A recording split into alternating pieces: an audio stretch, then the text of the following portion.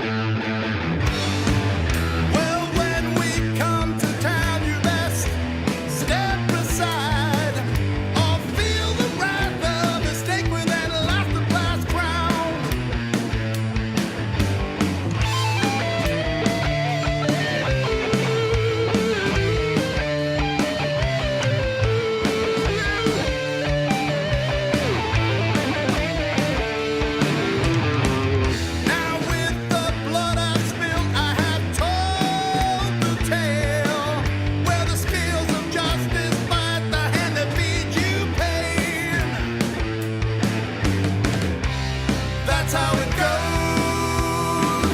When you kiss the serpent's nose, it just goes to show that you should stick to your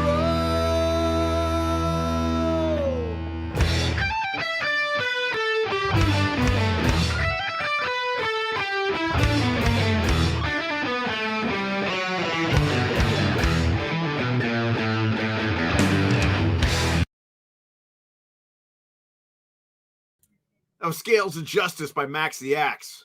Why am I not in focus? Why am I not in focus? We'll figure out this focus problem. I'm not sure what it is. Hey, welcome to the show, everybody. That was Max the Axe with Scales of Justice. Tonight, we have a very special guest, Mr. T-Bone Erickson. And let me tell you, folks, T-Bone has done so much music for this show. You've heard all of his tunes before. You love his tunes. Open Door Piss, Fuck Pants. Yeah, it's Fuck Pants right there. He just started his own Bandcamp site where you can now buy his tunes. Le Blurry. That is correct, my friend. You can see the address scrolling down there.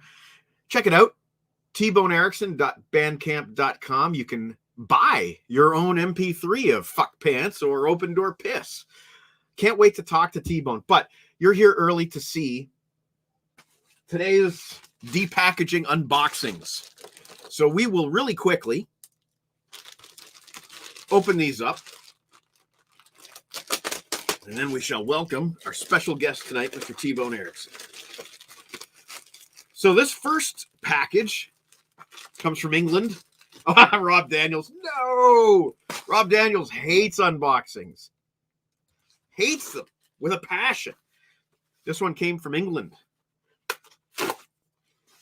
From a place called Aylesbury, I believe. And it's a little late, but it is the reissue Marillion Christmas album. An extended collection of recycled gifts. There are bonus tracks on this one. And unfortunately, I won't be reviewing this for 11 months.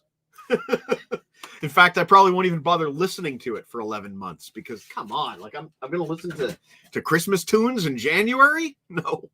It's a real shame it didn't arrive in time, but hey, is what it is. Secondly, from Encore Records. Ba-ba! There it is. There it is. Finally, I thought I missed the boat, but I did not miss the boat, nor did I pay the late tax. Encore Records got in a second shipment. Dream Until Your Dream Comes True from Aerosmith's Vindaloo Vaults, their first known recordings, all previously unreleased. How cool is that? Track listing. Somebody, Reefer-Headed Woman, Walking the Dog, Moving Out, Major Barbara, Dream On, and Mama Kin. As a wicked set list. I think Reefer-Headed Woman and Major Barbara didn't come out on Aerosmith proper studio versions until much, much later.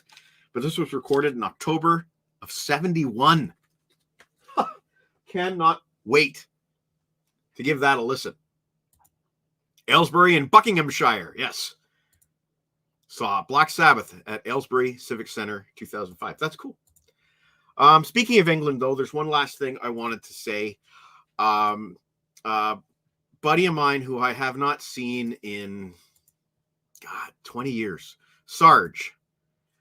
That's Sarge on the right there, the bald gentleman. Sarge. He's in my kitchen. He's doing a piercing in my kitchen. Sarge. He's in the hospital. He collapsed 2 days ago. His brain was bleeding. So they rushed him to hospital where he got COVID. And he is now intubated with COVID. Successful brain surgery. Kind of a gut punch, though. I love Sarge. Damn it. That was 20 years ago this photo was taken. My kitchen doesn't look like that anymore. Anyway, that's enough of that negative stuff. I'm happy to be here tonight. Nobody's happy about being locked down tonight, but here we are. is that a shoe arm? What is a shoe arm? I don't know what that means. Their early stuff was way better, undeniably so. And it doesn't get any earlier than this. And what I'm hoping is when it says from Aerosmith's Vindaloo Vaults, is I'm hoping that means there's more coming. Can hope. Kiss just announced their next official bootleg. I can't remember the location, but it's a 2004 show with Tommy Thayer and Eric Singer. But it has Unholy on it. Check out Morgellons or Morgellons. Okay, I will check out Morgellons or Morgellons. But let's get the show on the road, shall we? I guess this is the first of the many T-Bone songs we're going to be hearing tonight. Welcome to the LaBrain Train, folks.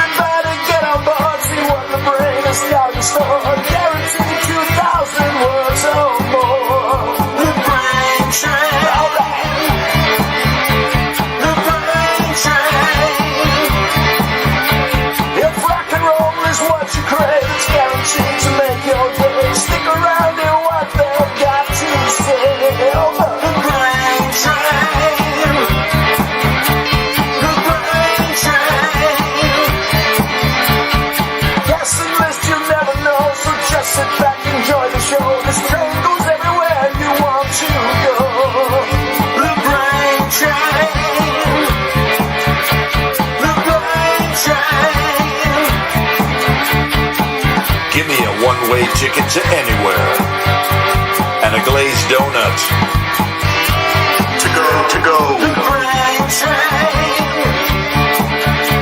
The Brain Train.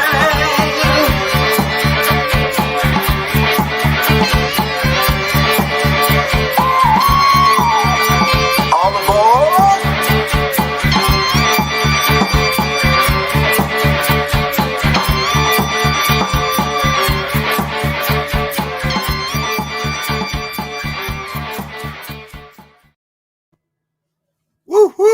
Hey. How you doing, Kevin? Good. I'm not T-Bone. What's going on? Well, you're my co-host this evening, my friend. Oh, I see. And once again, the rebranded. Check him out at CanadianGrooves.ca. Yes. Where he is now. He's still buried on Mars. Unfortunately, he's still buried there. Yeah.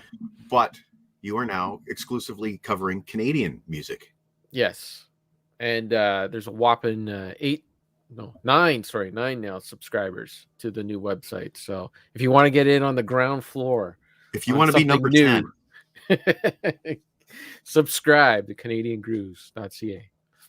Well, since you are an aficionado of Canadian rock, I know you're a fan of our special guest tonight, Mr. T-Bone Erickson. I am, and I wouldn't say I'm just a fan. You're a fan. I'm not an expert. You're very knowledgeable. Take it from me. But okay. You were also the first to download the new tracks from T-Bone. Yeah, I didn't know that. It came up on my feed, and I'm like, okay, good. I remember saying on the show, get them on Bandcamp. So I figured, well, I better buy them. You literally said that on New Year's Eve, which was a week ago. Is that what it was? Yeah, which was a week ago. Right. So I better put my money where my mouth is. But no, I wanted to have those in my collection. So that's good. That's awesome. Were you ready to put them up there? You ready to chat? Yeah, absolutely. T-Bone, give me a thumbs up if you're ready. Hey, buddy. Hey. There he is, the man. How are you tonight? Am I loud enough? A little louder. I should be louder? A little bit. Which is that better? Which mic are you coming? You might be coming in on your camera mic. Oh. Yeah, that doesn't sound like your Yeti. All right. Rookie. Like, It happens. Louder. okay, now. Hello, now? There Yeah, you go. perfect. That sounds like the All T-bone right. that we know. Yeah. Okay. Yeah, wouldn't before be you a- sounded like wouldn't be a tinny T- bone. It wouldn't be a T-bone show without some audio issues. Hey, but your Wi-Fi looks great tonight. Thanks. Better Why than not? our test run. It has nothing to do with me. I don't know why I'm taking props for that, but Well, I believe you told me yourself that you needed to issue some executive orders to the family to make sure that Netflix wasn't running concurrently. yeah, I can't prove that that's happening, but I think it might be. So I appreciate it if they're watching. Well, we're here to talk about your band camp. Right on. We got Yes, nine- and that's and it's good that Kevin's here because it's his fault that you have to pay for my music now. Yeah, I'm just saying. I think you could put it on Bandcamp for free. I think they could put it. What do they call Can it? I? It's. I don't even know. I think it's like name your price or something like that. That some people put it on, and if you just pay nothing, then yeah. I just went like default. I didn't even totally know what was going on, and then the next day I get Kevin buys them, Mike buys them. The next day I get a notification from Bandcamp. Give your fans a discount for your whole discography. Remove 20. I'm like, okay, I'll do that. And then I'm like, oh, those poor buggers already paid the whole shot. That's all right. I would have paid more. It's geez. worth it. Totally All worth right. it. Yeah. I mean, like if iTunes is charging $1 a tune, then what's wrong with paying an independent artist $1 a tune? I mean, and the nice thing is that somebody asked me, why doesn't T-Bone just put his tunes up on Spotify? I said, well, he's already made $10. Yeah. Yeah, there's a bunch of different ones. There's Sound Forge, I think, is one, and but I just said Bandcamp because I don't know. That's where I go to buy my stuff, so it's my fault. Yeah. And I now follow you on Bandcamp, and I've been listening to some of the Freeway stuff because you've bought that on Bandcamp. There you go. See, and that stuff's pretty cool. See, it's like a community that just keeps on giving. That's good synergy. That's excellent. I love hearing that. I didn't even realize you could follow other people. I don't know, something popped up and gave me that option. Yeah. I went on there and it was showing me who else bought your music. Okay. Like Mike's name was coming up, and Richard Dreyfuss's name was coming up, and I was like, "Why can't I?" John T. Snow, jeez. Yeah. His name was. I've never seen that before, so that's good. That's good. Like if you could see like what other people have bought on there and all that, that's pretty awesome. Yeah. So right away I scrolled through the different things that you had bought on there, and then I don't know, something about the covers on those Freeways ones that you bought. I started listening to them, and I think you've had a note on there saying something about these guys are Canadian hard rock recorded in 2020 and they kick butt or something along those lines. So I'm like, oh, I got to give this a spin, and it's really great. Yeah, those guys are awesome. They're from Brampton, Ontario, and I just discovered them as it was actually a buddy of mine. This is how crazy the music. They're from Brampton, which is like an hour's drive away from me. Okay, and a buddy of mine that lives in Southern California is the one who told me about them. Oh, geez. He's like, yeah, well, you're Canadian. You must listen to Freeways, right? And I'm like, no, what the heck's that? He's like, oh, I got them on Bandcamp, and you go check them out. So, cool. But yeah, I just discovered them 20 or like just as the pandemic was started, and it was like I my idea was that I would go see them live, right? And I would buy because I love going to live shows and buying the vinyl records at the live show. Forget T-shirts. I know some people T-shirts they wear out, and that vinyl you can keep it forever. And plus, with shipping and everything in Canada, you generally can get them, for like $20, which is a pretty good deal here in Canada for an independent record. So that was my plan. And then the pandemic happened, and the live shows disappeared. So I ended up having to spend some money on Bandcamp for them, but totally worth it, man. Those guys are awesome. Yeah, I'm checking them out now. So thank you. Yeah, well, no problem. I like your name, Mike, by the way. Yeah. That's good. Hey, Mike, I was just commenting on your screen name. Well, there's a reason that's my screen name. Maybe do you want to start there since you brought it up? Sure, I guess. Why not? Well, actually, you know what? Meat's probably not on yet, and I think he hates that song, so that's probably a good idea. You know what? Actually, before second least favorite song. Before we talk about censored pants, maybe we'll just really explain T-Bone, your history and Current River. Okay, so Current River. Current River probably goes back to a New Year's Eve party in '93, where Deke and I and a few other guys, we were all single at the time, rented a few rooms at a local hotel here, and there was a pretty cool party within walking distance that we went to, and then we all got back to the hotel and crashed, and our good buddy Andre, who's known as Cement Head, Of course. he's the nicest guy ever, but for some reason he got to the point of drunk where he was completely obnoxious and everything else, and he was threatening to fight people and all this stuff, and we're like, what a jerk. What happened to you, Andre? So he crashes that night, and we're all going on and on about, he's telling us all these exaggerated stories about all this cool stuff he'd done, and then as he's passed out, his good buddy Al puts toothpaste in his ear and all this stuff. Well, 2 or 3 days later, I wrote the song Masonry Man, which is a play on Cement Head. And there's even a line in there about him likes a little toothpaste in his ear. And I just got this, actually, I think it's sitting right here. This isn't supposed to be show and tell, but it could be, I guess. This is the 4-track Fostex X34 track that I've had for 25 years. Wow. And so I would mess around with that just on my own. I didn't ever have visions of playing in front of anybody or for anybody for that matter. And I had a little drum kit downstairs, played some drums, played a little bass, played a little guitar, and then sang these lyrics over it. And, mixed it as best you can with a 4-track and played it for Deke. Well, Deke lost his shit. And he was like, oh my God, that's great. You should make a whole album. Never mind. We should make a whole album. I'm like, whoa, easy, buddy. I made one song. Like, what the hell?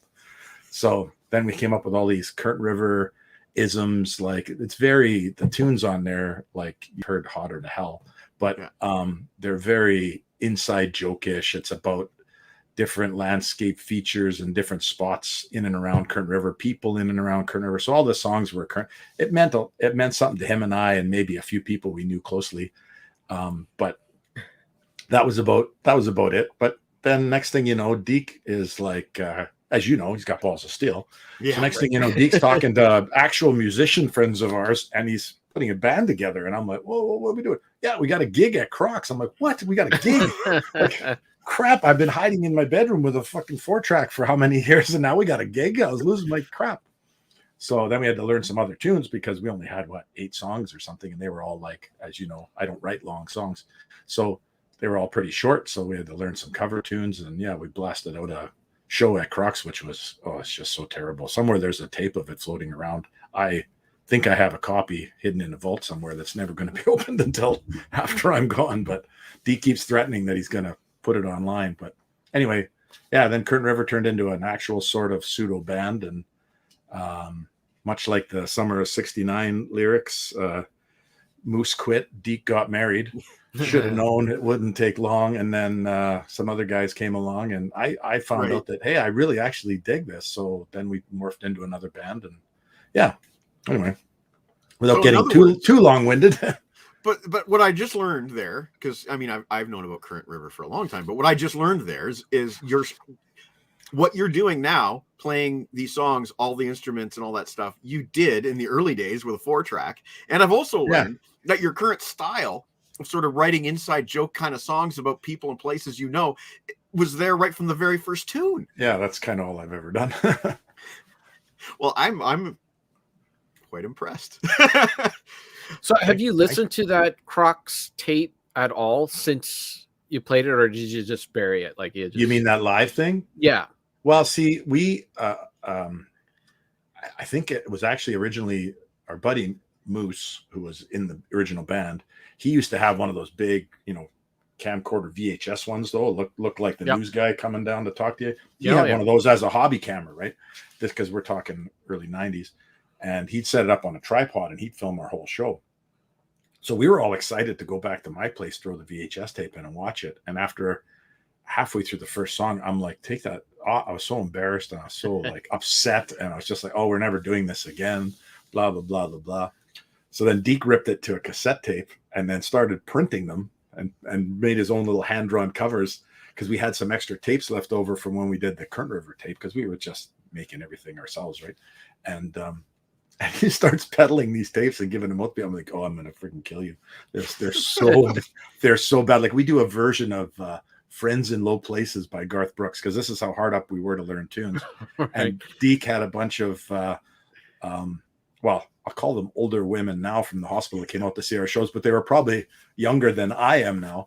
But they seemed older at the time, and they all loved Garth Brooks, right? So I was like, oh, don't worry, we'll learn a Garth Brooks song for you. So the next day he tells me, by the way, we got to learn a Garth Brooks song. I'm like, learn a Garth Brooks song? I can barely play my own songs. What are you talking about? So anyway, I heard this version of this Friends in Low Places, and I'm just like, oh my God, I just can't crawl out of this room fast enough. It was just, oh, it's making my skin crawl just talking about it. I thought for sure that was it. We played our one gig, you know, got it out of my system, and then, you know, as I think Deeks mentioned before, Frank's like, hey, you guys want to open up for David Gogo next week?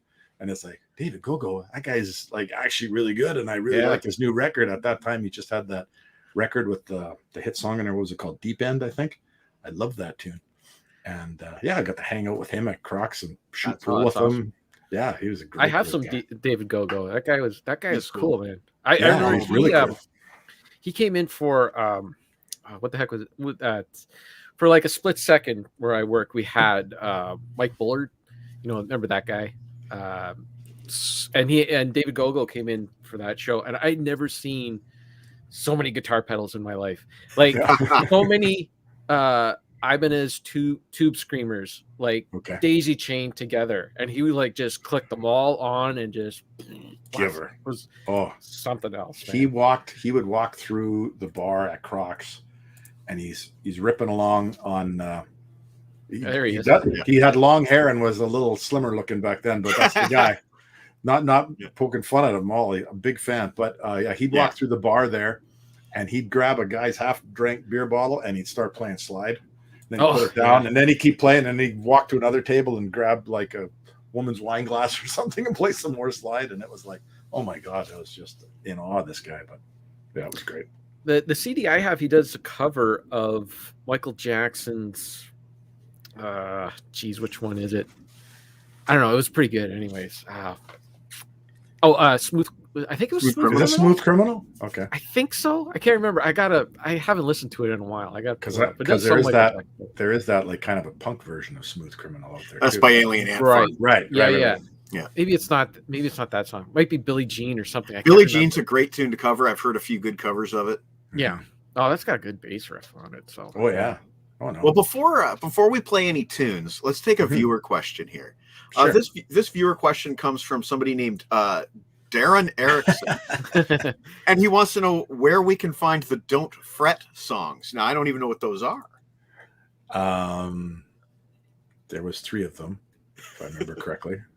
Not sure where they are right now. They were actually recorded in what is a pretty decent studio. They didn't turn at the time. I thought they turned out pretty good, but then it's like most of the songs I do now. I listen to them 2 months later, and I go, "What was I thinking there? What the hell is that?" But what was Don't Fret? Is that a band name? Yeah, Don't Fret is what Kern River morphed into. Fret stood for Fernando, Ray, Ernie, and Troy T-Bone. So that was Fret. We couldn't come up with a name. That makes total sense. We had to get everybody's. And then it was kind of a play on words, like "Don't fret, don't be scared," but then "Don't fret," like the guitar or whatever. It was like, you sit around with a few guys and you drink too many beers, and it seems way more wild and awesome than it is. And then all of a sudden that's your name. And you're like, oh, I guess that's our name. But yeah, we got to know a guy in town, Rob Nickerson. He's got a studio in the basement of his house. He's an awesome musician. Actually, the last band I was in, I had the honor of playing in his last band before I met my lovely wife and got married and stopped doing that kind of stuff. But not that she had nothing to do with that. That was my choice. I don't want her to be watching this going, oh, great, everybody thinks that. No, she didn't. But anyway, he has a really cool studio in the basement of his house. And so before I ever knew him on the level that I would play in a band with him, we went there. Actually, our bass player, Ray, had done he's an electrical engineer, had done some wiring for him in his studio. And I think Rob was like, well, how can I repay you? He goes, pay me in studio time. I'm in a band. We'd like to come in and do some tunes. So we went in there and we recorded 3 tunes. and he had a kind of a digital setup before there was digital setups. Like this is before, what is the big digital recording software now that everybody uses? I can't remember. Pro Tools. Thank you. That's exactly what okay. Yeah. Pro Tools. Yeah, Pro Tools, and not GarageBand like some of us use. But anyway, so he and he could get crystal clear sounds. But the problem sometimes with really crystal clear sounds is it really exposes some things that you need to work on. Some pitchy errors in your singing or hitting notes on your guitar that you shouldn't be hitting when you're trying to pick certain things, where if you're just playing through loud screaming amps and recording through a mic into a 4-track, it's like, was that just hiss or am I playing the wrong thing there? So yeah, they're around somewhere, and thanks for bringing that up, Dar. I should mention Dar is trapped in a hotel tonight because his stepson has COVID, and he's worried that his wife might as well, and he's trying to just distance himself. So he's actually staying, and he's got some rapid tests with him, and he's staying in a hotel. That's the crazy world we're living in right now. Well, Dar, thanks for watching tonight, buddy. And this is why I'm doing this tonight, because of the shitty situation that a lot of us are in right now. So glad to have you with us tonight, Dar. But I've decided I want to play a couple of songs, and I've decided what order I want to play them in terms of asking you questions. Sure. So the first one I want to play tonight is, again, available on Bandcamp. It's called Balls of Steel. We've already mentioned Mr. Deke, Mr. Balls of Steel himself. So the story here is, of course, as Kevin well knows, Deke is well known for like, hey, Andy Curran, do you want to come on my buddy's show and do an interview? Hey, Mike Fraser, do you want to come on? And I don't know who named him Balls of Steel, but it was one of us. I thought it was Kevin. Me. I'll take credit for it. There you go. Okay, so that's the man. Well, see, now here's the problem with having a detuner on your guitar. You have to remember to have it in the right position when you go to play a certain riff.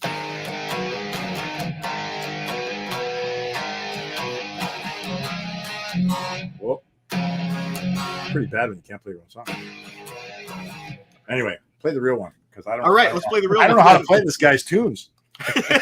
Check him out on Bandcamp. This is Balls of Steel by T-Bone. All right. Well, his blood runs cold, and he doesn't feel many legends told of his balls of steel. You better listen up.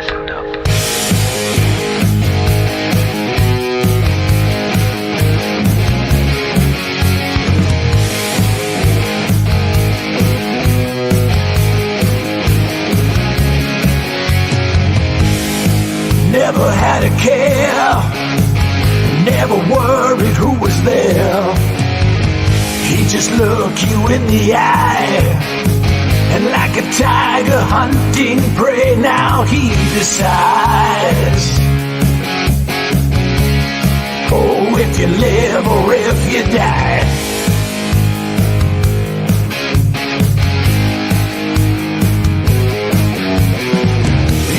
Try to run, but there's no place to hide. Well, his blood runs cold, and it doesn't feel many legends told of his balls of steel. Bigger than a freaking Ferris wheel. Now you've been warned, he's got balls of steel.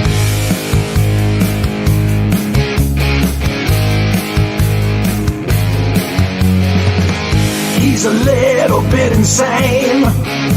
Don't give a shit's his middle name.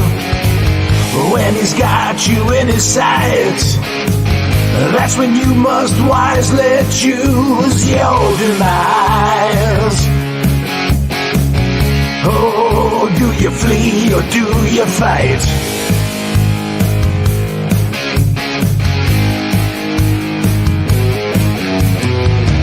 But you won't have much time before he strikes, because his blood runs cold, and it doesn't feel many legends told of his balls of steel. Bigger than a freaking Ferris wheel. Now you've been warned, he's got balls of steel.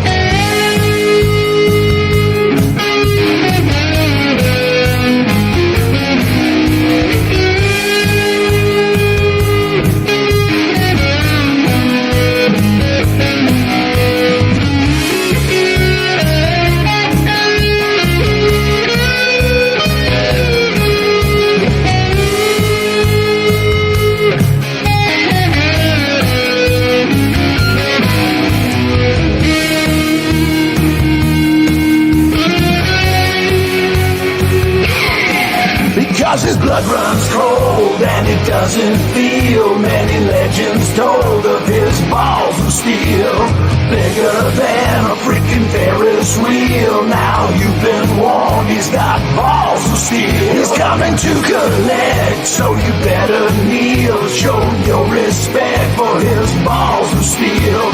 They play a tune like a glockenspiel. Nothing he can't do with his balls of steel. His blood runs cold and it doesn't feel. Many legends told of his balls of steel, bigger than a freaking Ferris wheel. Now you've been warned, he's got balls of steel.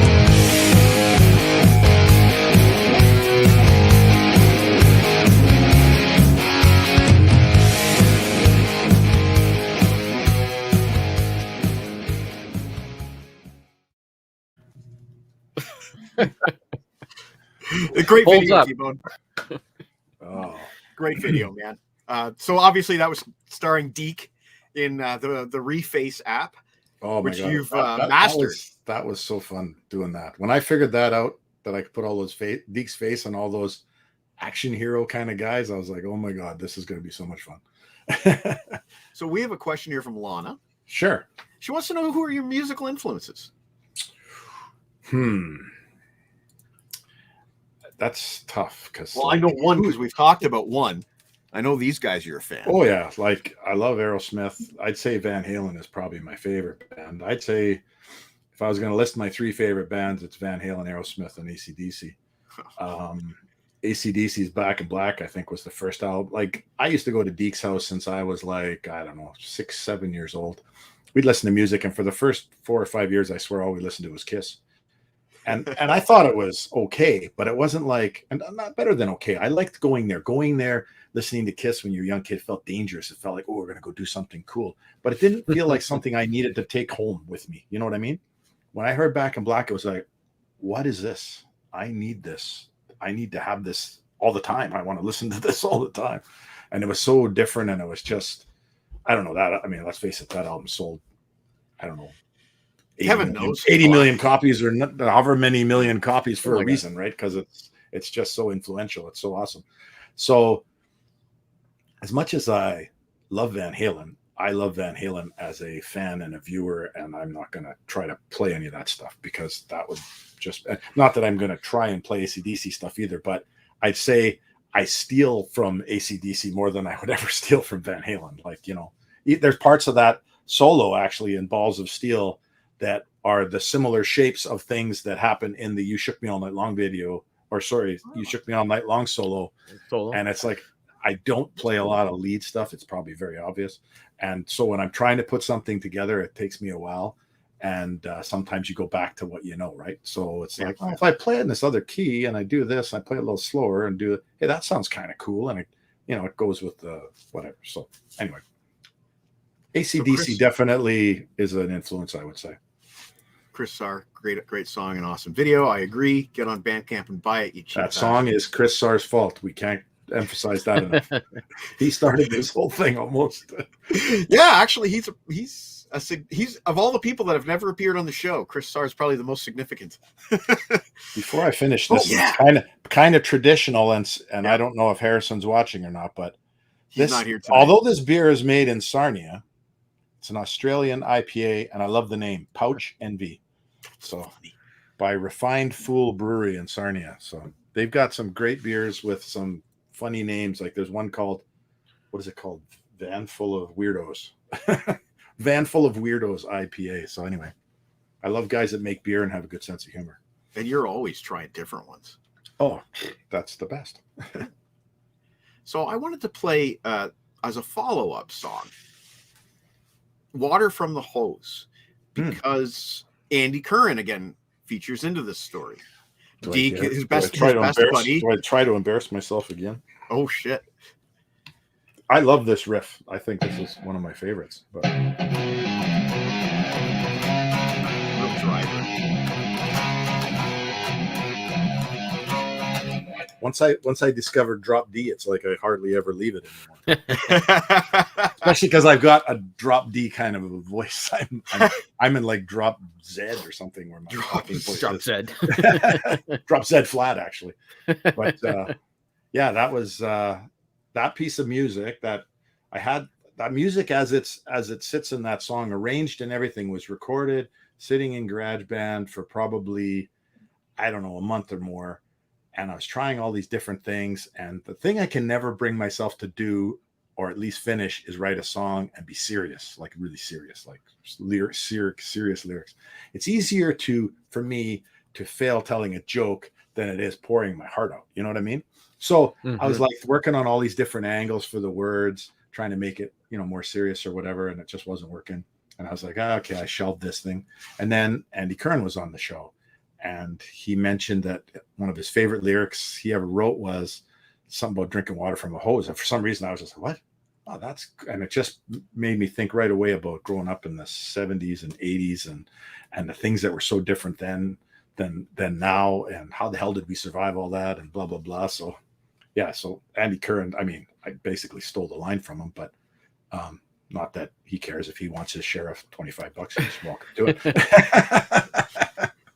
But yeah, if Andy's heard the song or actually Deke sent it to him, I think, and he wrote back. Deke just showed me the text or whatever. He says, "Oh man, you guys are just having way too much fun," or something like that along those lines. That sums it up, man. Yeah, Andy gets it.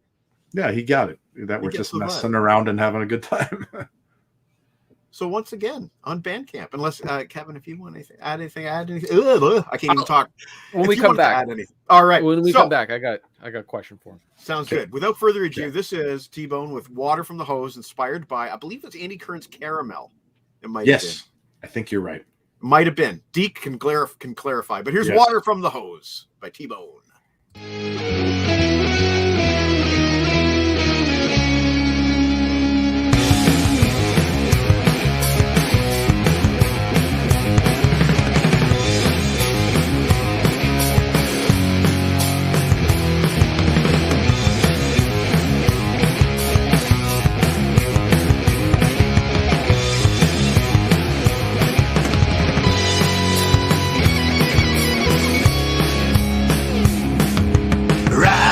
Back in the station wagon, no seatbelts and away we go. Secondhand smoke filling up the cabin. Daddy's drinking, but he's driving slow.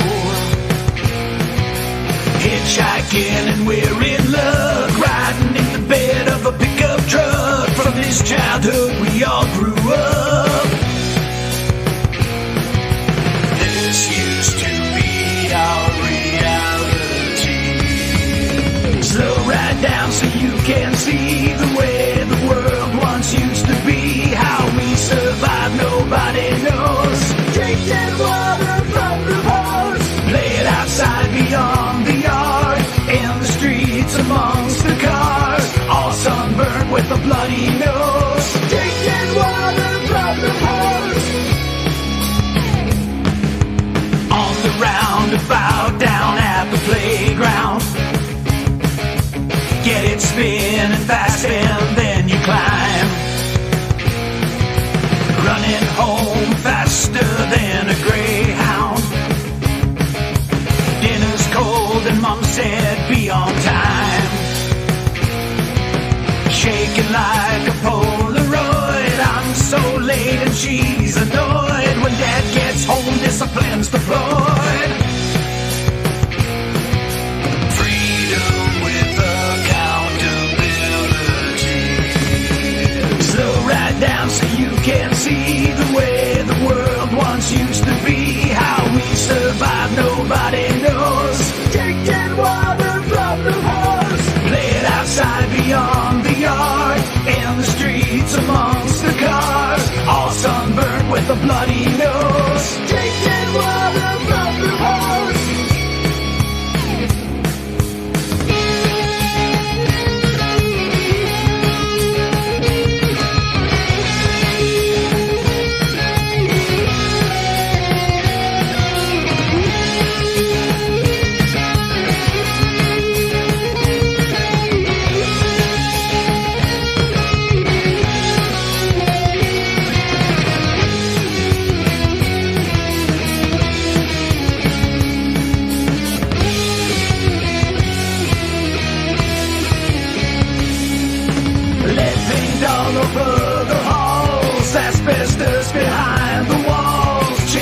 honks and a runny nose. Drinking water from the hose. Vaccine scars like tennis balls. Boys had guns and girls had dolls. Life was good, the story goes. Drinking water from the hose. Slow right down so you can see the way the world once used to be. How we survived, nobody knows. Drinking water from the hose. Play it outside beyond the yard. In the streets amongst the cars. All sunburned with a bloody nose. Drinking water from the hose. That's great. Nice. Go ahead, Kevin. This is sorry. I was just going to say, this is way more difficult than I ever thought this would be. I'm actually so nervous on this show right now. I can't believe it. Talking about other people's stuff is easy. Trying to talk about yourself is hard. You need to watch more. Yeah, I guess. Then I'll play worse. Anyway, well, sorry. You know, that song's really not that jokey. Like that's all no, legit. it isn't. It is legit. It's not maybe from the heart legit, but it is. You're right. It's not meant to be. I mean, there's a like little that bit could be, you know, I don't know, from any band. Like that doesn't. It's not an inside joke or anything like that. That might be the most accessible of the songs on the LaBrain Train songs. Yeah, you're probably right. So sorry. Okay. Did you want? I got a question. Well, you crank these songs out so fast, right? You kind of answered this with the last one that you had the riff lying around. So is that the case for most of the songs? You just have a riff lying around, and it's like, oh, this would fit in this situation, or did you make this stuff from scratch at all? Like Balls of Steel came out of like left field. LaBrain Train theme song came out of left field. LaBrain Train theme song came out of being on the show and being almost like pumped up afterwards and being like, wow, that was so much fun. And I'm like, all of a sudden having like a new fire lit under me. That's like, I grabbed a guitar that was on, I didn't even have my electric guitar was residing at my youngest brother's place at that time. I grabbed an acoustic guitar. Actually, the LaBrain Train song, not that I mean to switch back to that, is recorded on that acoustic guitar. No way. Played through the earbud mic that comes with the iPhone. That's because I didn't even have the interface then. But I could still take that track and mess with the amps in the app. I'm like, I don't want it to be I first put it down like I don't want to forget this idea. And then it's like, oh, wait a minute. What if I play with this amp and I made this sound that's like, wow, it's a different sound. It doesn't sound like my electric guitar. It doesn't sound like my acoustic guitar. It sounds like something different. But so Balls of Steel and LaBrain Train kind of came out of left field and kind of snowballed really quickly from nothing into something. This song was like, I had this riff and the song, the arrangement, basically everything except for those do do do do do do do. I added that later, but the whole rest of the rhythm and the bass and the drums and stuff was all arranged and done. And I would play it in my vehicle. Like, what am I going to sing to this thing? I got to sing something to this, blah, blah, blah. I couldn't come up with anything. And then boom, it hit me. We'll have another song later that was the same situation. But so two of them I'd say were like that, where they were kicking around for not for a long time, but maybe a month or two.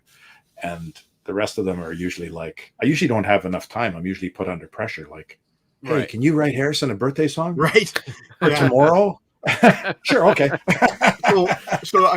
Just to follow up real quick. Oh, sorry. Rob's asking like how long it takes you to finish a song from concept to completion, but I guess it varies depending on the needs. Yeah, and it also varies on if there was never a deadline of any kind, I would remix it and remix it and remix it, and it would never see the light of day. And I know this because I think the day of the finale show, you like redid the video like 4 times that day or something like that. I sent like 5 versions of Ode to Dar and all this other stuff. It's funny how numb your ears can get listening to this. Like by the time I send it to you, I'm like, I hope I never hear this again. Well, I've heard it like 50 times. I'm going to play a quickie reel here, and it's one of my favorites. And it's unfortunately it's not on Bandcamp, but I want you to add it. It's a song about a pentagram made of crystal. Ah, oh, right. Yeah. 5, 4, 3, 2, 1. You got my fingers in a baseball. Cinco de Mayo. The pentagram made of crystal. Cinco de Mayo. Got my bones left in the pixel.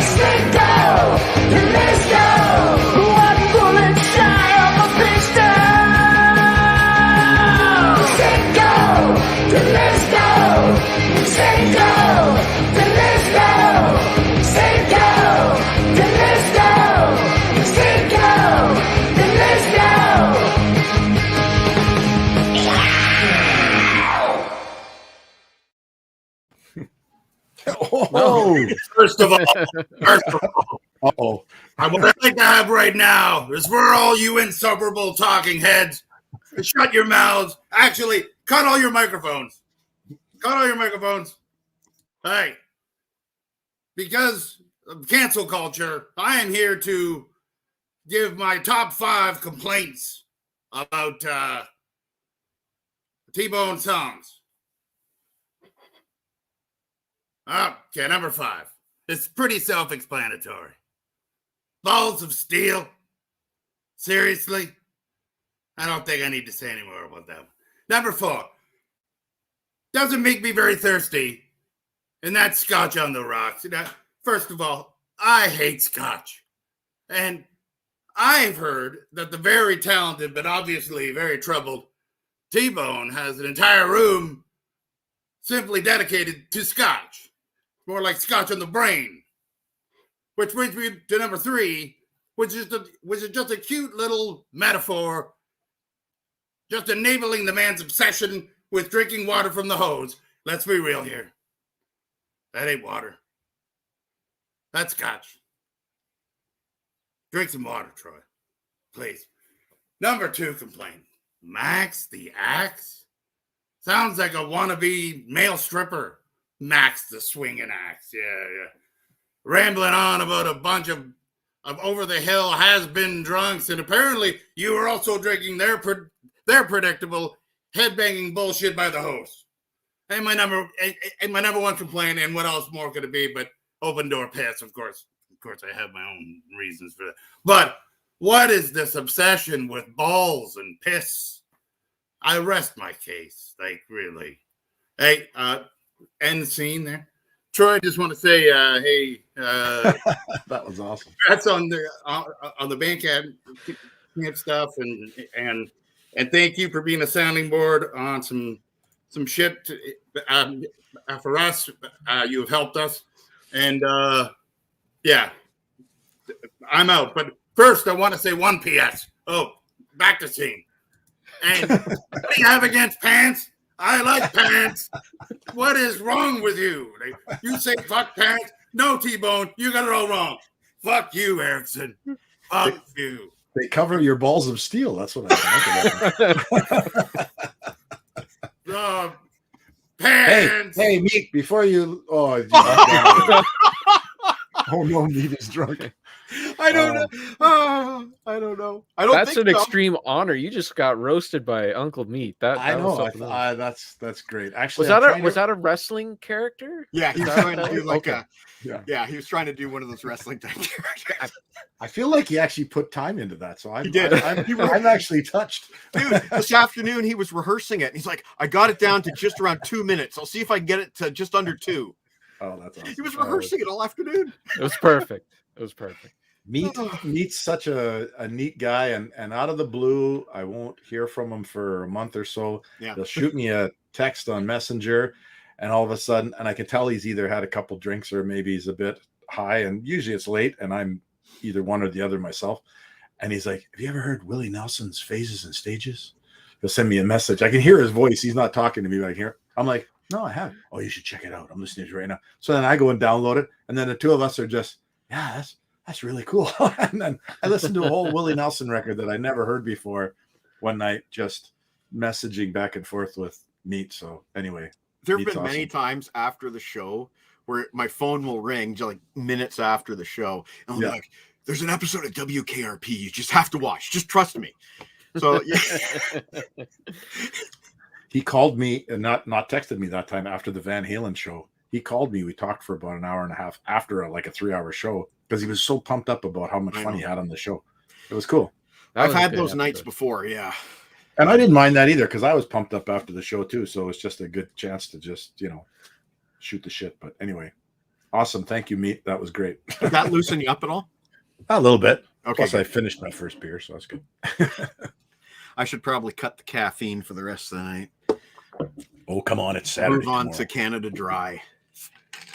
So, Kevin, what song do you want to hear next? Jeez. Well, on Bandcamp, before I forget, you got to get the Nigel Tufnell song Right. as well, because we don't hear that on the show. anymore. Yeah, So we haven't done that's- a Nigel in ages.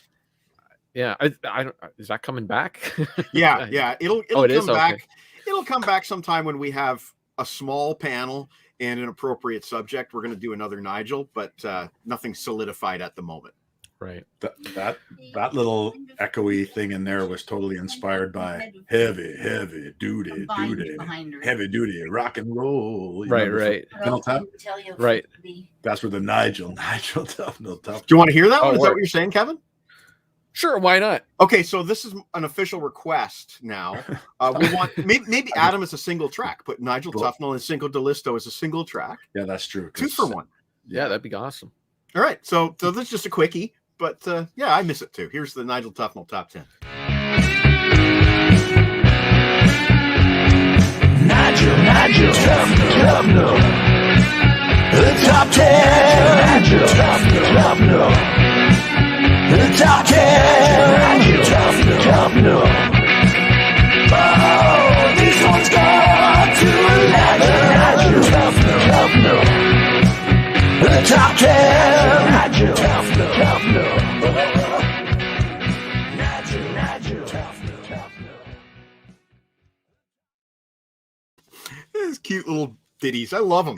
Is that like a Like 50? That's like a 15-second deep cut there. Is that what Yeah, that is? it's like a bonus track. But Right you know, we were talking earlier. There's a couple tunes that you haven't uploaded yet, which are "Hotter to Hell" Mhm. and what's the I other might have to one? get Rock and Rubber. Yeah, I have to. Probably should get Deke's permission for those because those aren't just mine. So Right. technically speaking, he although- plays bass on the one for sure. I believe Yeah. he used the original band track on Yeah. "Hotter to Hell," right? no on Rockin' and Rubber actually. Oh, "Rockin' the Rubber." Okay. Yeah, Hotter to Hell was like, in hindsight, I'd like to change a few things. I went and went too hog wild into the effects and all this stuff on, you get something new, like a new toy like GarageBand, and you go and do all this crazy stuff. And then, instead of re-recording something that isn't quite right, you say, oh, I got all these effects. Maybe I can just fix it with this, blah, blah, blah, blah, blah. And then you just have a big pile of effects.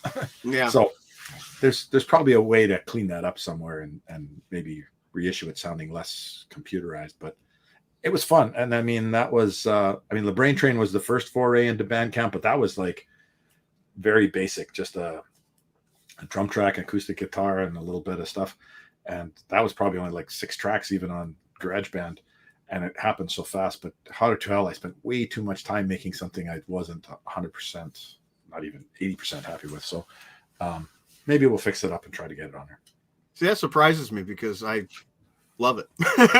Well, no, I mean, I'm glad you do. And thank you. And the other thing is, I guess to me, the song's been kicking around since 93. I guess I thought when I redid it, I would do something to it to make me love it more.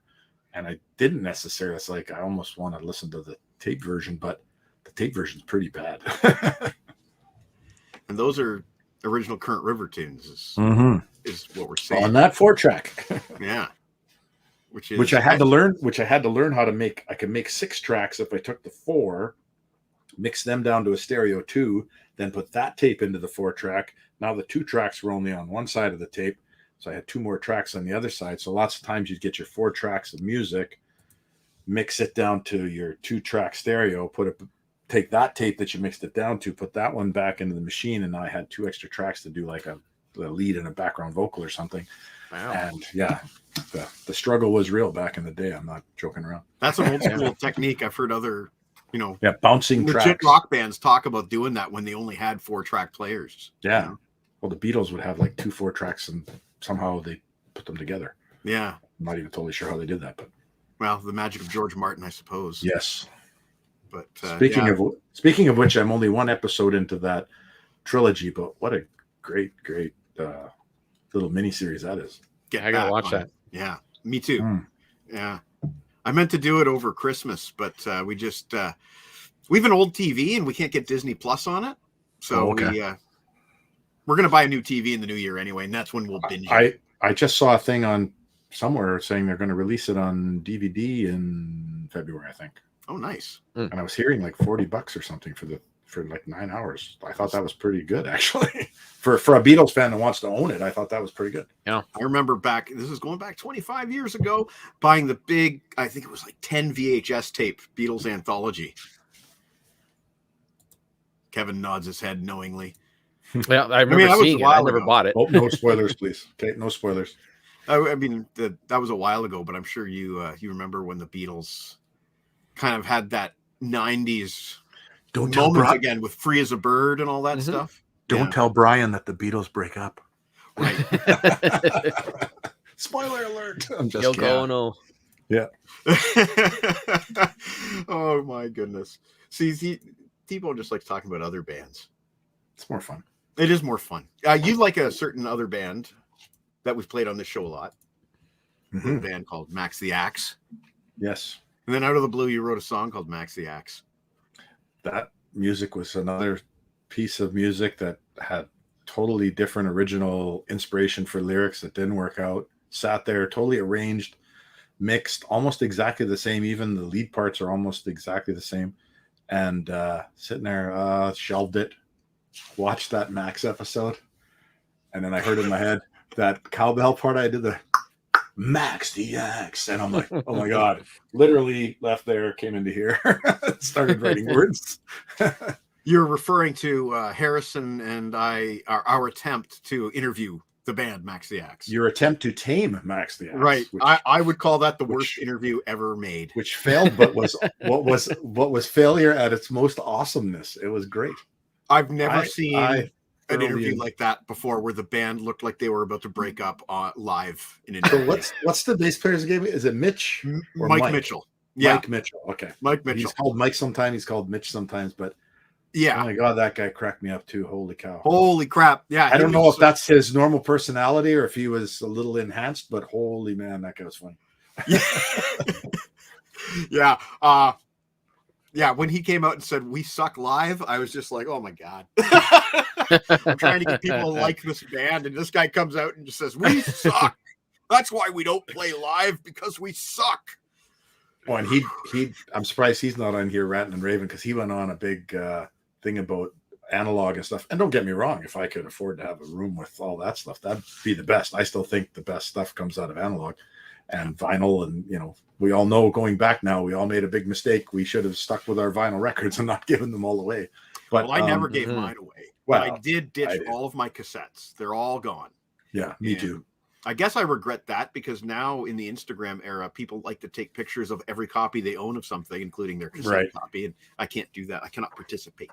Oh, but yeah, I do everything on digital just because, you know, it's so much program on my iPad, and it's so easy. Like I got no equipment in here. Even if I want to just play the guitar, I can plug it through an interface into my iPad, choose from a plethora of amp presets that I can still tune from once I pick the preset, and then play it through a couple of little speakers on my desk, and it sounds like I'm ripping through a big amp. Don't get me wrong, ripping through a big amp would still sound better, but if you need that in your life, but you have to keep it to a volume where the family can still live upstairs, it's pretty decent compromise. I think the song sounds great. We were talking earlier about the riff and your drop D tuning, and it's like I said to you that the riff was like a gut punch. You know, it's like a solid, heavy riff. Do you want to hear that one, Kevin, or do you want to hear Fuck Pants? You want to hear Max the Axe? I think T-Bone's about to play. Oh, so I want to hear that. Just a tiny bit of Max the Axe. Right, here we go.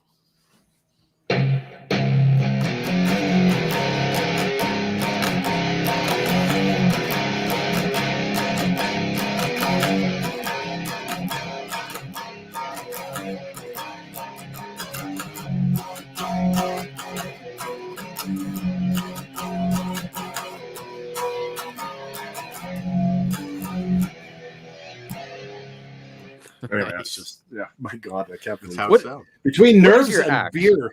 What's that? What is your axe? Show us your guitar. What is that the okay. It's a EVH-PV. Yeah. Yeah. It's perfect for playing this Eddie song. Van Halen's signature. Yeah. That song sounds perfect on this guitar. That's great. That's about the only part of it I can play it to. But Yeah, this guitar I bought used on eBay in about 2000 ish. It's got a few war wounds. Probably I don't know if you can see it on there. It's got some cracks and bangs, but It's called this character. this guitar has been around. Been in a few drunken bars and dropped and stuff. But yeah, actually, I think I even have some kind of a weird electrical short in it right now. Because if I'm not sitting here with my foot on the little interface, which is on the floor, if you saw what I set up I got going on here, it's kind of hilarious. But hear all that buzz? Yeah. I put my foot on the. It's like I don't know. It's like it's badly grounded or something, but I don't know. I hate to touch it because I'd hate to ruin it, but I might have to. Peter Green dig played into out it of a little phase. better one day. What's that? Peter Green What's played that? out of phase, so why not? Yeah, there we go. So is that the only two guitars you have? Just the EVH and the No, actually, acoustic, or- well, this is the only the EVH is the only electric guitar I have. That guitar there actually is got a bit of a backstory to it. My wife had that custom made for me. A neighbor of hers, when she was growing up, grew up across the street. Their son, who's probably my age, a little bit older, lives out in BC now, and he makes on the side. It's not his main gig. He calls himself Savannah Guitars, and he makes custom acoustic guitars. So had that, I got big, long sausage fingers. Had that guitar made with a wider neck, more like closer to a classical neck, but it's not a classical guitar. It's still an acoustic guitar with steel strings, and you can plug it in. It's got a pickup in it, and she was going to make it for me as a surprise present, but then once he started asking really complicated questions, she's like, I better let you in on this, and I got to pick all the little parts. It was really, really cool, actually, and it's a great sounding guitar. And unfortunately, I've probably put some war wounds on that I never should have, because I've actually taken it camping and played it like around a campfire and stuff like that. But then again, why own a guitar if you're not going to play exactly? It, I guess, right? Yeah. Yep. So Van Halen himself didn't own any pristine guitars. No. Yeah. And neither did the aforementioned Willie Nelson. That's right. Yeah. Absolutely. His acoustic that's got like that wear mark through the wood from just years of strumming. That is so awesome. Trigger. Right. Yeah. Yeah. That thing is awesome. Yeah. Yeah. So what about the other instruments though that you put into the music? Where is that all in GarageBand, or do you... Well, the drums are totally in GarageBand, and I'm embarrassed to admit how awesomely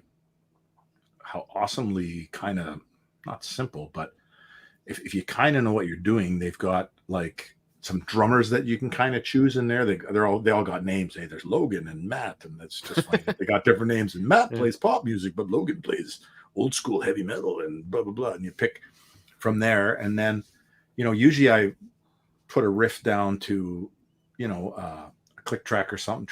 Pick a tempo that I think is the right tempo for the song, and then I'll let GarageBand take its first kick at putting a drum track to it, and it's usually not too far off. Or really? or in an odd time, I might be like, oh my god, that's terrible, and then you tweak it, and you get it to something you like.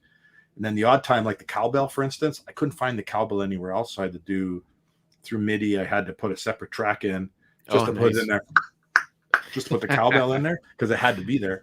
And but most of the time, the drums, because everything I'm doing is just 4/4 hard rock kind of stuff. Sure. So it's fairly straightforward, and you can kind of choose. That's another thing I've learned to pull back on, is you can choose to really go crazy with fills and stuff, like ODP, because I know Meat was a bit of a drummer. That song is so loaded with fills. When I listen to it now, it's like, why did I do that? But at the time, it was like, oh, put a fill everywhere. Everything's got to have a fill every right in the middle of a lyric. There's all these fills going on.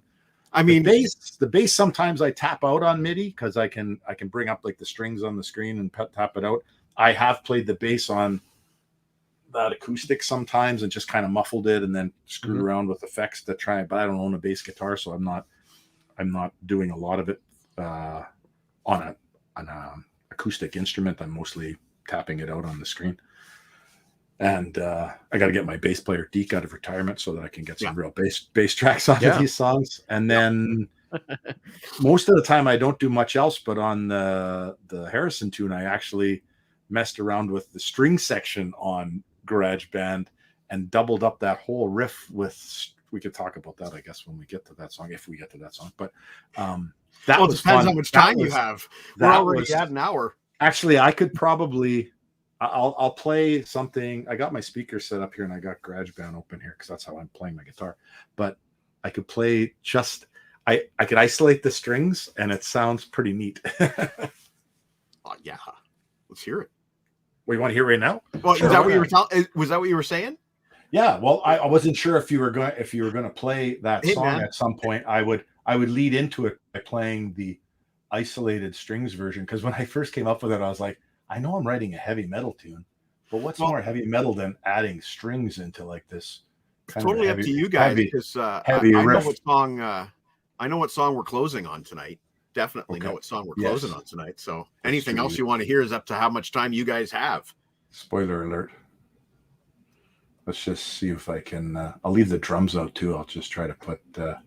Hopefully, I can play this loud enough that you can hear it.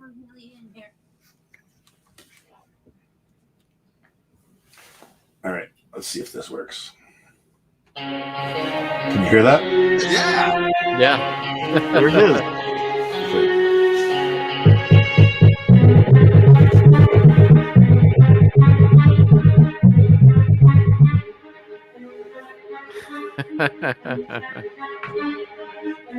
So then I'll add the guitar back in here.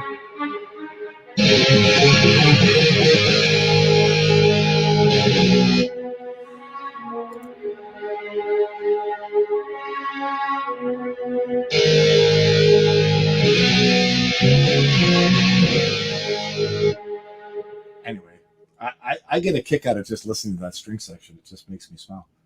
Yeah, Like, you know, I never played in a symphony, but I tried to recreate one on Bandcamp one time. I liked what I liked about that is obviously Harrison. He's a Maiden fan, Mhm. and later Maiden, they do a lot of that stuff on keyboards. A lot of that sort of thickening up with a keyboard orchestra. So it's very Maiden-y. It's very Well, much and what that- Harrison likes. And that was the thing. That whole riff is like a single string riff on the A string. Just man on the net, and it sounded pretty good. And I doubled it up with the bass, and it was like, it still sounds thinnish, like it needs. And then I'm like, keyboards isn't right. Like keyboards won't do it. And then I just thought, well, whatever. I mean, I'm on GarageBand, whatever. I'll just screw around. And then I heard that, and I was like, oh. So coming out of the, I guess what you'd call the solo section, even though it's just kind of saying happy birthday again, but there's a little part where I tune the guitar way down and I just let it go for a bar or two with just the strings, just to emphasize them that they're there. Because I remember playing it for my brother Dar, and he's like, I'm hearing something else in there. And I said, well, listen, because when I was playing it for him, it was on the track, so I pulled out on the guitars and stuff. And he goes, you got to make a version with just the strings. That sounds great. I said, the strings do sound kind of cool. It's just too bad I'm not actually playing them. Well, there's an idea for you though. So you can release different remixes on Bandcamp next. Right, that we'll do the really mellow version of "Happy Birthday, Mad Metal Man." Can't even remember the name of The my acoustic songs. version of LaBrain Train with all the effects stripped out. There Stuff we like go. that. There we go. Nice. Well, I don't know how much time you guys have. Do you want to hear "Happy Birthday to the Mad Metal Man" so people can understand what we're talking about here? Sure. I'm okay. Tell you what. Let's Mhm. play "Happy Birthday to the Mad Metal Man." We'll come back and then we'll go into our final song. Does that sound okay? All right. Sure, sounds good. So this is a tune that you Sure. did back in July for our special birthday show that we had, because Harrison and my birthday are kind of within a week of each other. Yeah. And So Mike just shoots me a text one day and says, "Hey, I can't remember how much before the show was it? A week or two? less Maybe than two? less than a week, I think. Less than a week. I think so. I know it's last minute, but is there any chance you could put a little? And I assume, I assumed he was asking for like a Nigel Tufnell little 15-second, that's right? exactly And that's what I was was trying to think of. And I'm like, and it's summer, which means I'm not around much. I'm out of camp. And then all of a sudden I sit down, and for some reason I play that riff, and I'm like, crap. I can figure out this song now because I got the perfect riff. Well, I do think this is one of your catchiest. But I think this is actually, if Meat was still on, I think he's told me this is his favorite one. really interesting. Well, Yeah. he wouldn't pick. Well, ODP. Well, he wouldn't pick ODP. No, Actually, this is the only. Hey, if you listen back to his rant, I'm pretty sure this is the only song he doesn't touch on in the rant. I think he Yes. did say Did something he? about. I What think he the- did say something about birthday. That rant was pretty epic. I'll have to rerun it later. Anyway, this is Happy Birthday to the Mad Metal Man, one of my favorite riffs by T-Bone Erickson.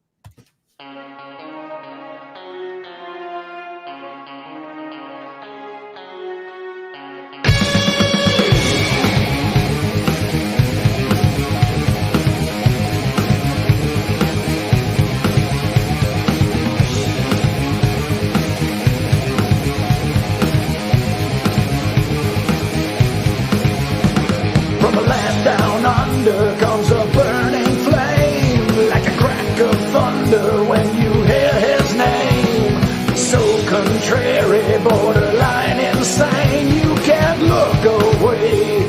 This is how we say, happy birthday to the Mad Metal Man, to the Mad Metal Man. Heavy metal coursing through his veins, but he won't settle for the same old same. You try to sway him, but it's all in vain. He will never change. So this is how we say, happy birthday to the Mad Metal Man. Hey, hey, hey.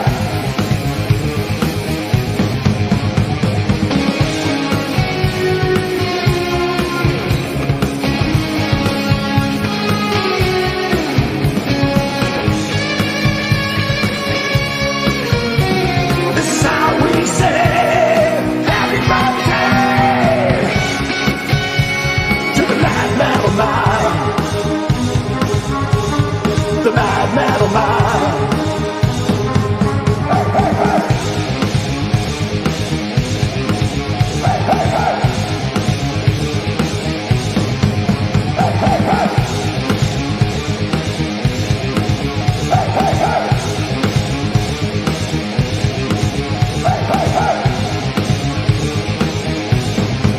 Hey, hey, hey.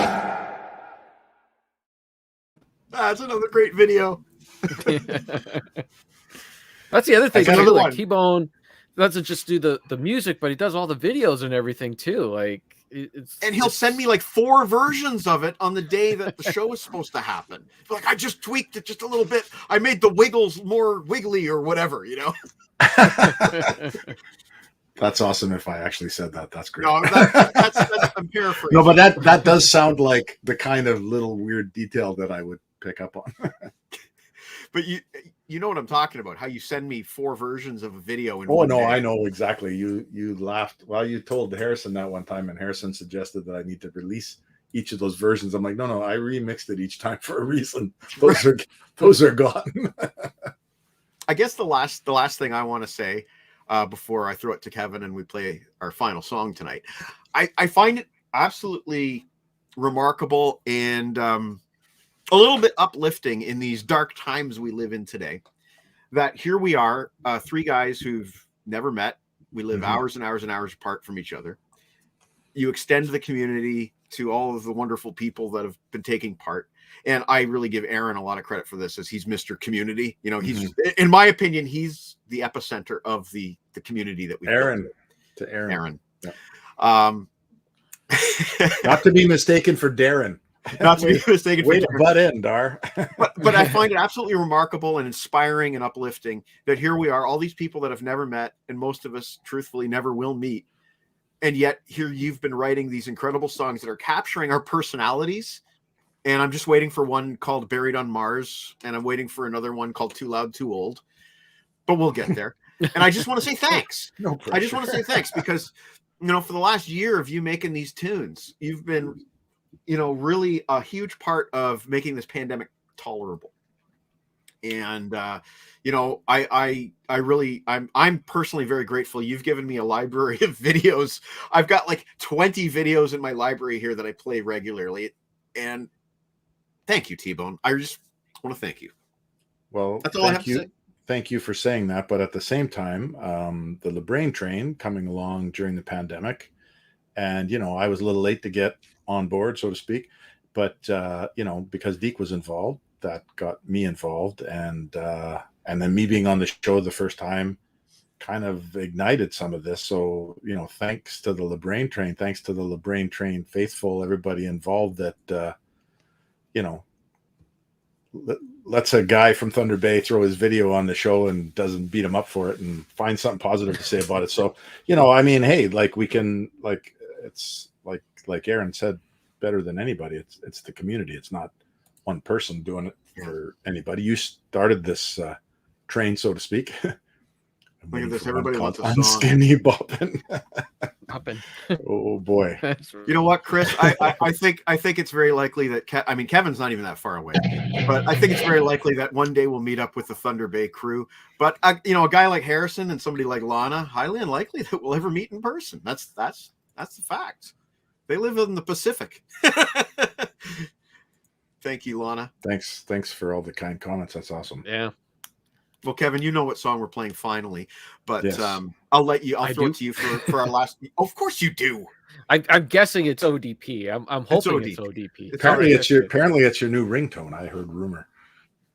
It is, and I think my phone is charging upstairs, so I didn't bring it down. But yeah, no, it is. Well, it's only my ringtone.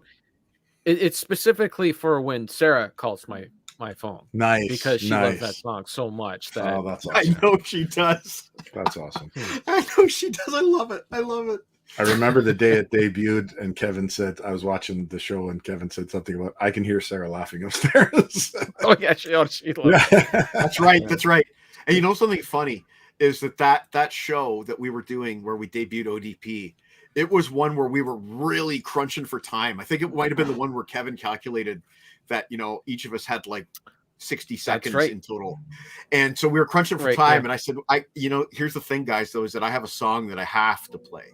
And Meat's like, no songs. And I'm like, Meat, you don't understand. I have to play it. I basically told him, I said, my main motivation for doing the show this week is so I can play this song. And he's like, what are you talking about? And then, of course. And then I remember after you told me, I don't think I can ever play the song again. Meat's very upset. I thought, yeah, that's the truth. I did. Then he sent me this long text. I have no problem with the song.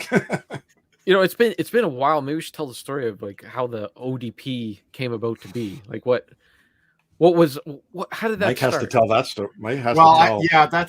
That's my tale to tell. When I first married Jen, she started working at Research in Motion. And as a married couple, we threw a few house parties. We had Rock Band. And so we had a few Rock Band parties. And I invited some friends from my work. She invited some friends from her work. And I invited the Meat Man because he's a great singer. And we're all playing Rock Band. We're having a great time. And he's like, I got to go take a leak. So he goes to take a leak. And it was just at one of those moments where the party died down and there's a dead silence. And all you can hear is... And my friend's wife goes, is he peeing with the door open? And I said, of course he is. So he comes out of the washroom. He's like, hey, what I miss? I'm like, did you just take an open door piss, man? He's like, yeah, of course I did. What's the problem? It's like Jen's got new coworkers that she's known for a matter of months, all this other stuff. And I must have told that tale on this show, which is T-Bone. You will have to pick up the story from here.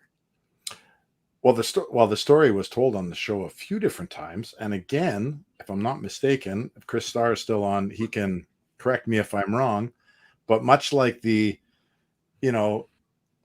Balls of Steel, when he first heard it, he goes, jokingly wrote in the comments, Balls of Steel sounds like a T-Bone song, because I guess at that point there was LeBrain Train and Hotter to Hell, I guess.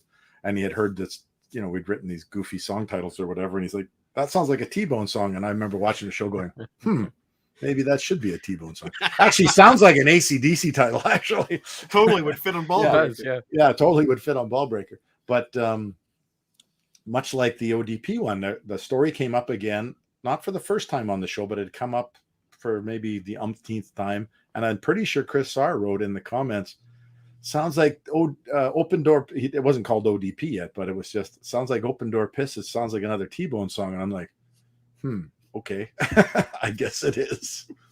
And then I made the mistake of being halfway done and telling Mike, I've got this song about meat. And then I had like this worst case of writer's block ever after I had put the pressure on my, like, one thing to like just finish it quietly in the background and then surprise someone with a song and be like, oh wow, this came out of nowhere. Meanwhile, I'd been working on it for a while, but then all of a sudden I told him about it and I'm like, I don't know what the fucking words are going to be. I got Open Door Piss and I got music. I'm like, Mike, send me some information. I don't really know this guy. Like, what do I write about? Like, so he's telling me, oh, he's a big Blue Jays fan. Okay, well, if the Jays aren't getting no hits, that's going to piss him off. Yeah. He's a big Patriots fan. Well, the Patriots aren't good anymore, and Tom Brady left. So, okay, and he hates Motley Crue. Well, that's obvious. So, anyway, that's where it came from. Yeah. Desmond Child. Desmond Child writing songs with Kiss. Right, because you went on a Desmond huge Child. rant about Desmond Child one day. That was yes.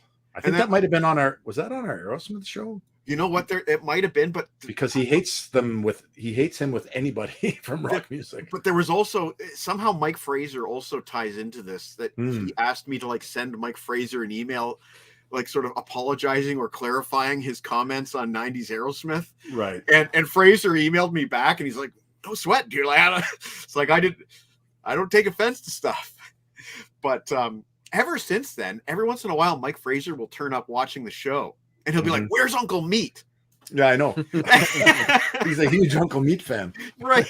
Oh, yeah, and the smelly socks, that comes from an actual Sausage Fest. Oh, you told me that, actually. You said, oh, my God, by the end of the Sausage Fest weekend, his socks had, like, died on his feet or something, you wrote. Well, there was so then I'm like, when your socks, they smell like this. That is true, but it actually, there's more to it than that, is that they actually did an entire Sausage Fest sketch that was like interviews with like Uncle Meat's articles of clothing.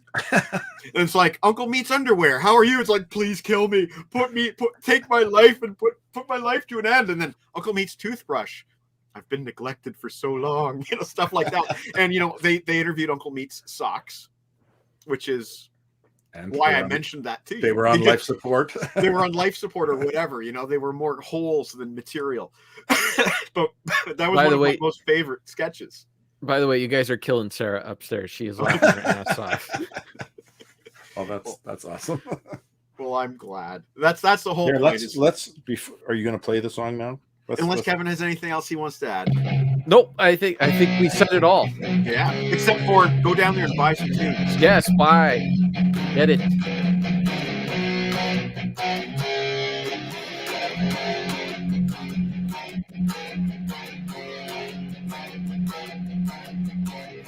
Meat woke up this morning on the right side of the bed with nothing but happy feelings in his head. He turned on the radio to hear just what was new, but the frickin' DJ was playing Motley Crue. He threw the damn thing down the stairs 'cause it seemed like the thing to do. Then he ripped the fucking door right off the lid. Because when your day starts just like this, better play the song. I don't want to try to do that screaming part live on here. I'll blow the hell out of this Yeti. In answer to Brian's question here, Meat was wearing a pink T-shirt that said like the Dr. Tabla Memorial Cup. It was a bright pink shirt with yellow writing on it that we bought at Value Village mere hours before Sausage Fest, and it became the shirt of the weekend. Is that the shirt in the one video where he's bent over pumping gas and he goes, "Fuck off"? I believe so. Yeah. Is he wearing that shirt? Okay. He wore that shirt a lot. Yeah, that's a classic. I'm sure it's in the Open Door Piss video. I think I don't know, but apparently, Open Door Piss, I believe the reason he was mad about that song, I think, was the fact that you supplied me with all that video footage and pictures. Yeah, He blamed you for the whole video. Hey man, all of that song is my fault. All that Sausage Fest stuff is out there in video form. I know, available to be grabbed. Yeah, it's been seen. Well, anyway, I think he secretly likes it. Oh, he told the story where he contacted me after the song had been played a few times and it seemed like, a number of the people watching the show got a kick out of it. He says, could you send me the tracks like minus your vocal? And I did.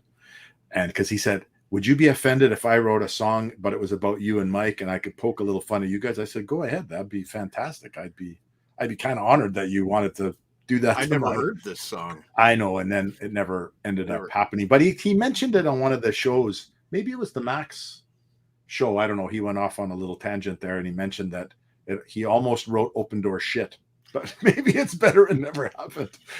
There's a story behind Open Door shit. Open Door shit is another true story that we don't need. Oh God, is it? Oh geez, I'm afraid it is. Okay. I don't want to get into that. We better But thank you, T-Bone, for spending Friday night with us, and thanks, Kevin, as well.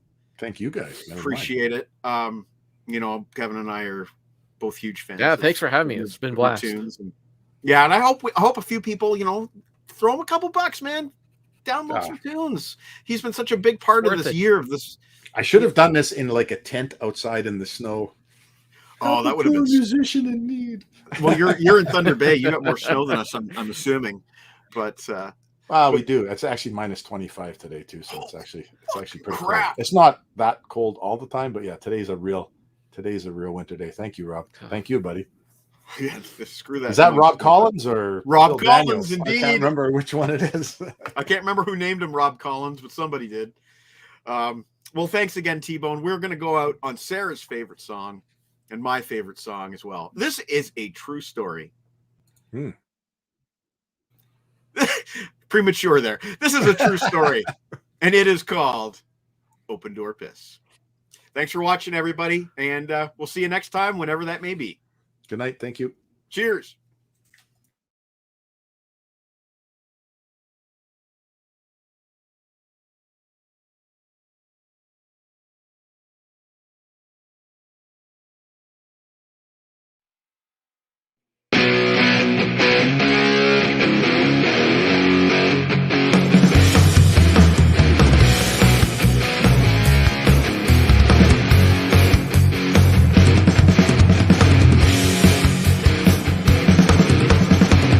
Woke up this morning on the right side of the bed.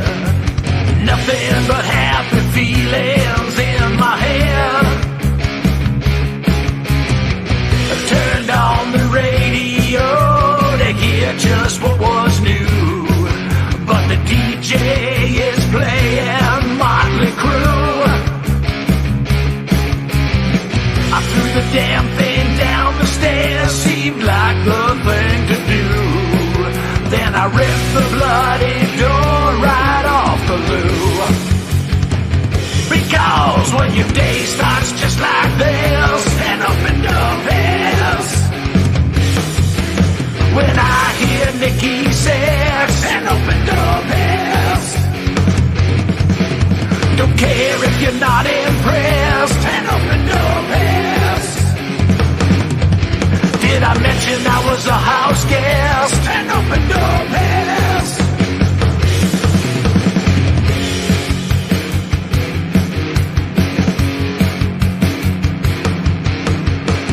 Heading out this evening to meet up with my boys.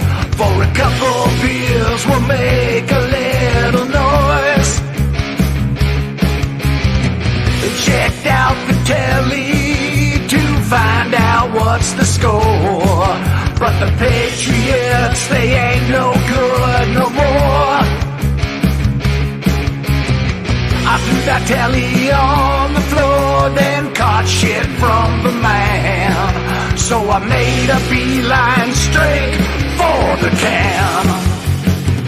Because when your evening starts like this, an open door piss. When Tom Brady leaves the Patriots, an open door piss. Hey, I almost never miss, an open door piss. Everybody take a look at this, an open door piss.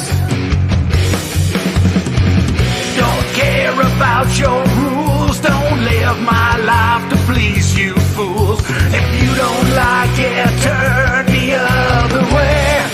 That's what I say.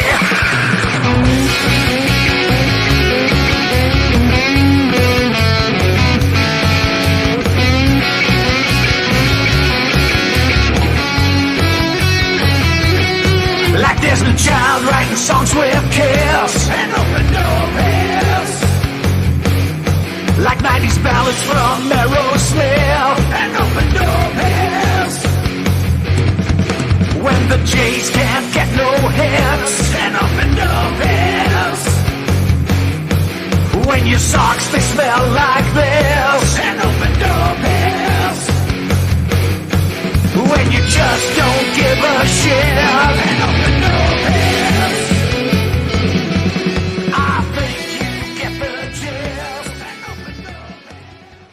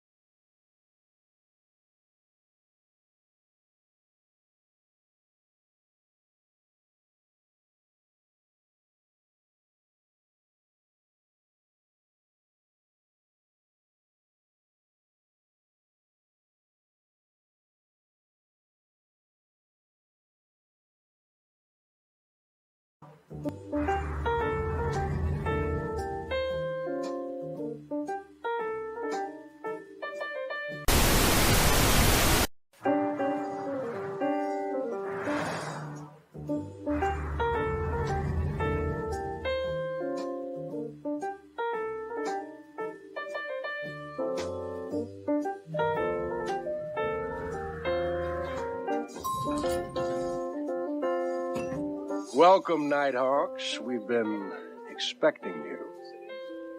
The hour's late, but the party is just getting started. I'm Alistair Kovacs, your host for a sophisticated little soiree with jazz, stimulating conversation, beautiful ladies, more jazz. Look, it's Charlie, sincerely one of the best white non-union jazz pianists in the entire city, top 5. Charlie, play some of those notes you know I like.